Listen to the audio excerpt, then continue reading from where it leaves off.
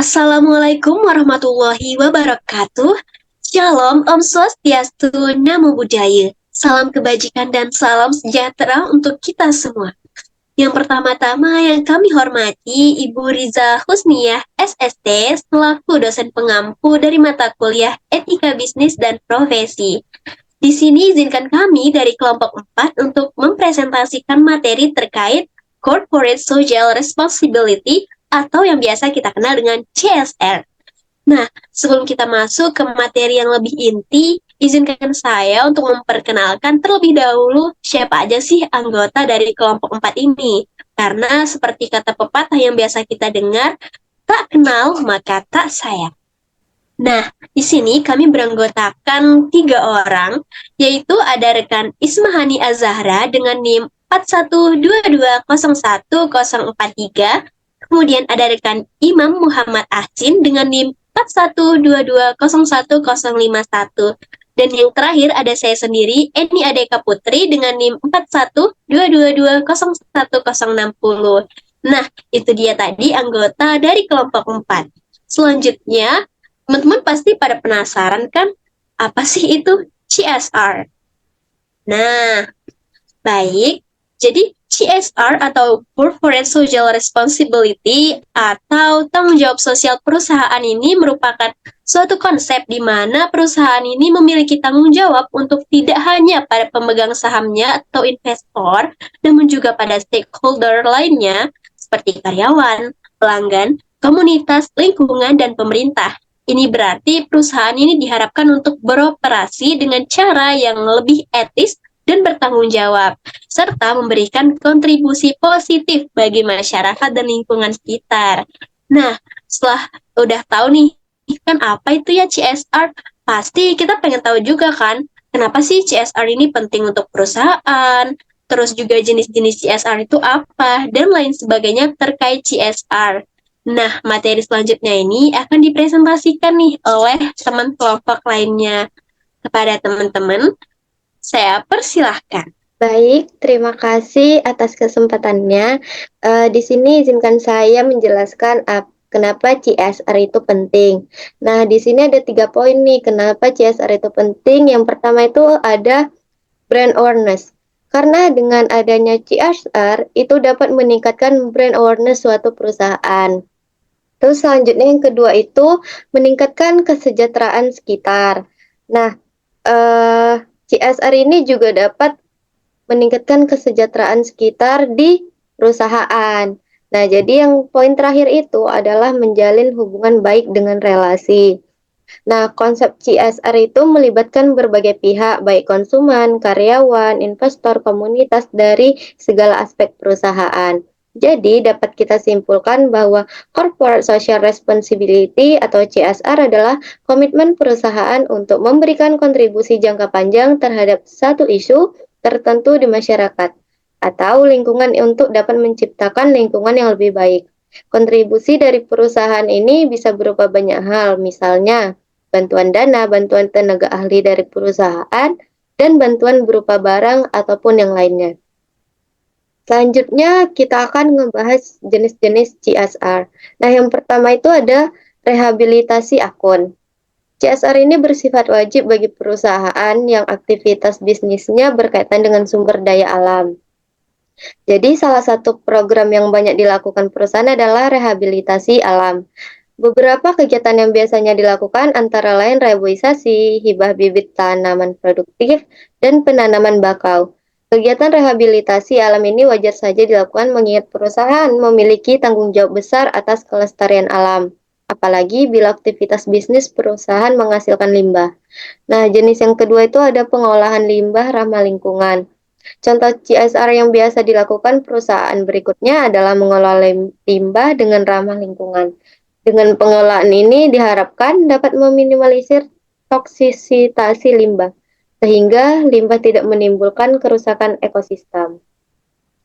Selanjutnya ada jenis CSR yang ketiga yaitu filantropi. Nah, filantropi ini adalah salah satu contoh CSR paling sering dilakukan.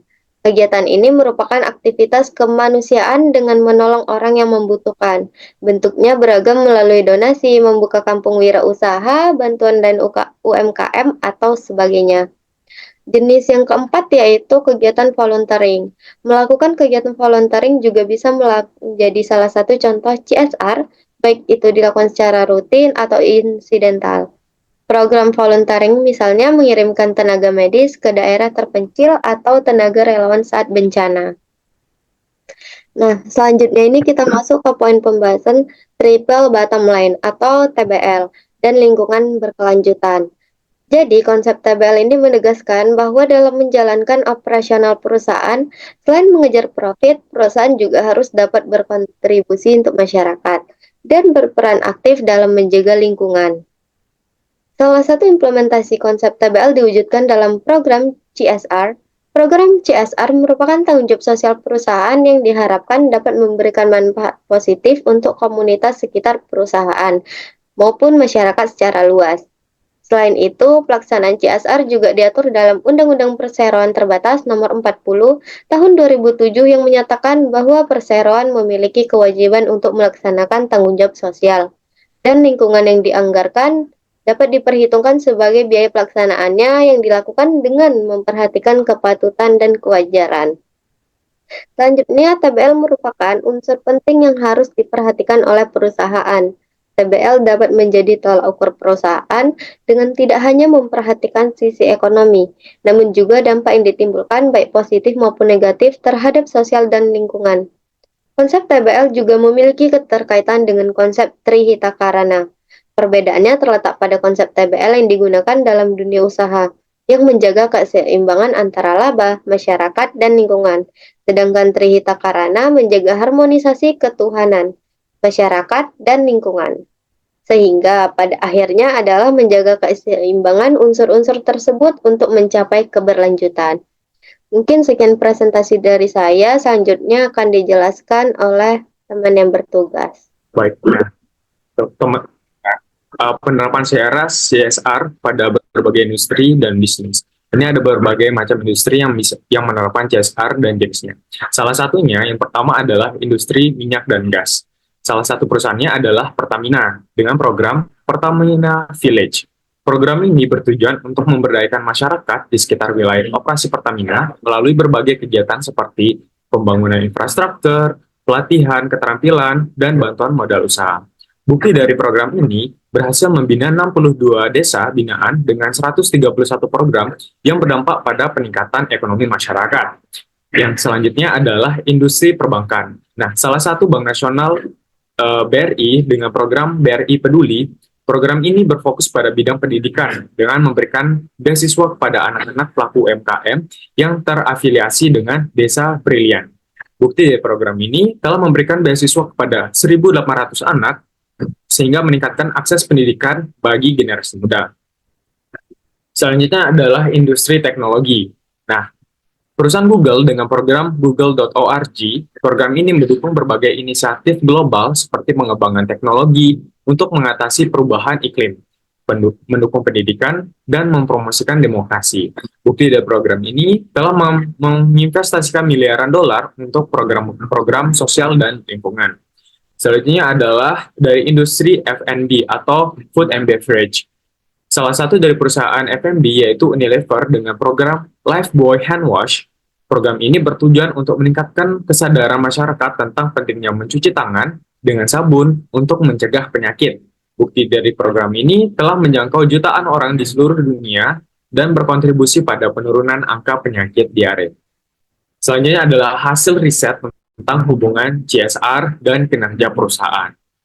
Memahami hubungan antara CSR dan kinerja perusahaan sangat penting dikarenakan yang pertama, citra perusahaan. CSR yang baik dapat meningkatkan citra perusahaan di mata publik, investor, atau pelanggan, yang pada akhirnya dapat berdampak positif pada kinerja keuangan. Selanjutnya adalah pengambilan keputusan investor. Investor semakin memperhatikan aspek keberlanjutan dan tanggung jawab sosial perusahaan dalam mengambil keputusan investasi. Yang terakhir adalah regulasi. Semakin banyak regulasi yang mendorong perubahan untuk menerapkan praktik CSR, sehingga perusahaan perlu memahami dampaknya terhadap kinerja. Hal ini sejalan dengan hasil sebuah riset yang dilakukan oleh Agung Prasetyo dan Wahyu Miranto dari Universitas Diponegoro pada tahun 2017 dengan judul jurnal Pengaruh Corporate Social Responsibility terhadap kinerja keuangan perusahaan manufaktur yang terdaftar di BIE tahun 2013 sampai 2015. Berdasarkan hasil data yang diperoleh, berikut adalah pembahasan tentang hubungan antara variabel-variabel yang dihipotesiskan dalam penelitian ini. Yang pertama, pengungkapan CSR yang dilakukan perusahaan diperoleh memiliki pengaruh positif terhadap ROI atau Return on Asset. Perusahaan ini mengungkapkan CSR yang lebih luas akan memperoleh profitabilitas perusahaan ROI yang lebih tinggi. Selanjutnya, pengungkapan CSR yang dilakukan perusahaan diperoleh memiliki pengaruh positif terhadap ROI atau Return on Equity. Perusahaan yang mengungkapkan CSR yang lebih luas akan dapat memperoleh probabilitas perusahaan ROI yang lebih tinggi. Yang terakhir adalah pengungkapan CSR yang dilakukan perusahaan diperoleh tidak memiliki pengaruh signifikan terhadap EPS atau earning per share. Selanjutnya akan dijelaskan oleh rekan saya. Wah, terima kasih kepada teman-teman yang sudah menjelaskan dengan detail nih. Jadi kita udah tahu apa sih jenis-jenis dari CSR, penerapan CSR pada berbagai instansi dan juga bisnis, kemudian hasil beberapa riset yang terkait dengan hubungan CSR dan kinerja perusahaan. Nah, dari semua itu kita dapat menyimpulkan nih, program CSR atau Corporate Social Responsibility merupakan satu kewajiban yang harus dilaksanakan oleh perusahaan sesuai dengan isi pasal 74 Undang-Undang Perseroan Terbatas atau UU PT yang baru. Nah, UU ini disahkan dalam sidang paripurna DPR. Dengan adanya UU ini, industri atau korporasi-korporasi wajib untuk melaksanakannya. Artinya, perusahaan tidak hanya memiliki tanggung jawab ekonomi dan hukum bagi pemegang saham, tetapi juga bertanggung jawab kepada pihak stakeholder dalam menjalankan bisnisnya. Ide yang mendasari CSR sering dianggap sebagai inti dari etika. Kewajiban bisnis perusahaan di samping tugas hukum dan ekonomi adalah untuk mencapai tujuan jangka panjang untuk kesejahteraan masyarakat. Nah, itu dia penyampaian terkait materi CSR atau Corporate Social Responsibility. Kami mengucapkan banyak terima kasih atas perhatiannya. Terima kasih. Wassalamualaikum warahmatullahi wabarakatuh.